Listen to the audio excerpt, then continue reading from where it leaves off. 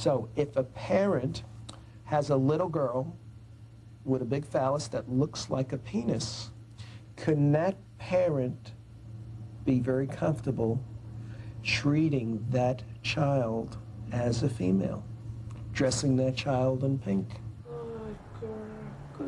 And so, Dr. Glassberg says, even when it's not medically necessary, early surgery is standard in the United States.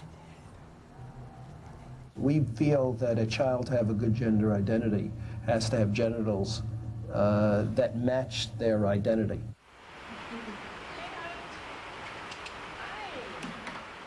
But it didn't work out that way for Cheryl. Her sense of whether she was a boy or a girl was never clear to her.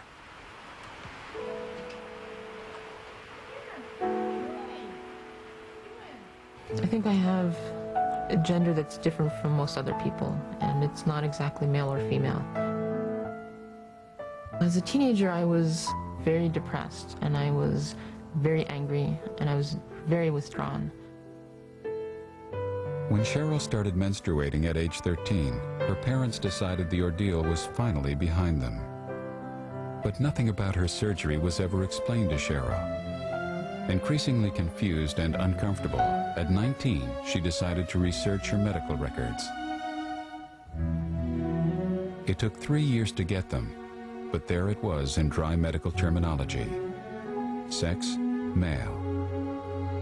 Then the words true hermaphrodite, and then name changed. The family secret was out. But what had been done to her was too painful to discuss.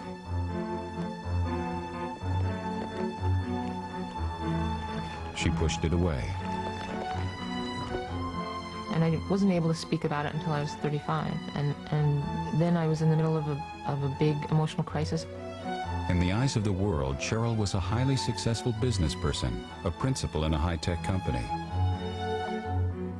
She had moved to Japan and become fluent in the language. And then at 35, the demons returned. In crisis, she went to a psychologist who reassured her and set an appointment for the following week. And I headed out of her office in a fog. And by that night, I was working out ways to kill myself. And then when I thought that of how sad and how awful that was, that nobody would know what it was about, I got angry. And I thought, if I'm going to do that, I'm going to do it in front of one of the doctors who did this to me. And I don't feel that way now, but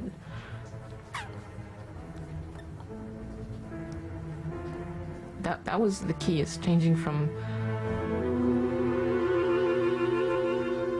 feeling hopeless to feeling angry.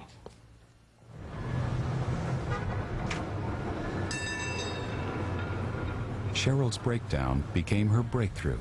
She returned to the United States, moved to San Francisco, and slowly began to heal.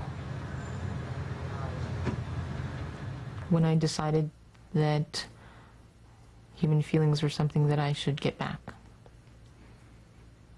and when I decided that whoever I was couldn't possibly be something to be ashamed of. At 35, Cheryl began searching for other intersexuals. Tonight, a small group of intersexuals have gathered to share their experiences. My name is Christy, and I'm a resident of Northern California, and I was born with partial AIS. And shortly after my birth, my enlarged clitoris was removed. Partial androgen insensitivity syndrome, AIS, is a genetic condition in which the body's cells only partially respond to male hormones. Christy's chromosomes are XY. She was born with a large clitoris, undescended testes, and no vaginal opening. She does not menstruate, and she is not fertile. At the age of 13, I was told by my mother that I was a hermaphrodite. When she was older, Christy's mother explained, she would have surgery to create a vagina. The Christmas of my freshman year, I went to New Orleans and had a vaginoplasty. Very, very frightened I was. Very, very frightened. But I felt I had to be strong for my family. In 1994, doctors in Louisiana did what is called a vaginoplasty, taking a piece of Christie's intestine to cosmetically create a vagina. Prior to the vaginoplasty, the destructive, barbaric vaginoplasty, I just had a sheath of skin, that did lubricate, like the skin did lubricate, which was cool, my body responded to sexual stimulation, which of course it doesn't now, but it did. As a psychologist, Howard DeVore has treated intersexed people for almost a decade. Only recently has he been willing to share his own history. I had at the time of birth what was later referred to as a third-degree epispadias, which is basically an opening of the genitalia from the tip of the phallic structure all the way through what would have been testes or labia majora down to the rectum. And they decided to assign me as male within the first couple of days of life, and 16 surgeries later, the first at 3 months and the last at 23 years of age, I still have fistula, I still have leaks, I still have strictures, I still have infections. And I always thought that, the doctors had some real powerful magic out there, and that one of these times when they peeled back the huge surgical dressing, underneath that surgical dressing there would be a perfect penis. Was there? Never. Intersex people don't fit the categories that most doctors are comfortable with. They want people who are male or female. Every single one of us knows that we are passing as something that we know we truly are not.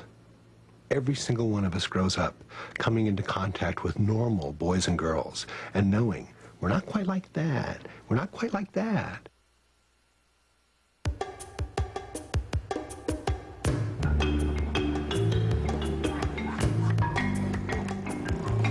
Welcome to a village in the Dominican Republic. My name is Alberto Ruiz Felix, but everyone calls me Berto. I'm 21 years old.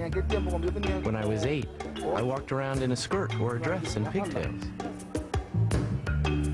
Just to emphasize how tricky all this chemical bodybuilding can get, there's a peculiar intersexual genetic defect called 5-alpha reductase that seems to be clustered by heredity in several small villages in the Dominican Republic. 5-alpha reductase is a disorder where individuals cannot convert testosterone to dihydrotestosterone. Without the hormone dihydrotestosterone, genetically XY males like Alberto are born looking more like females. They're frequently raised as females because they look like females, but as they get older, their penis grows, their testicles descend, and their identity becomes that of male, even if they were given a female identity at birth. From about 9 years on, that's when I began to feel like a man.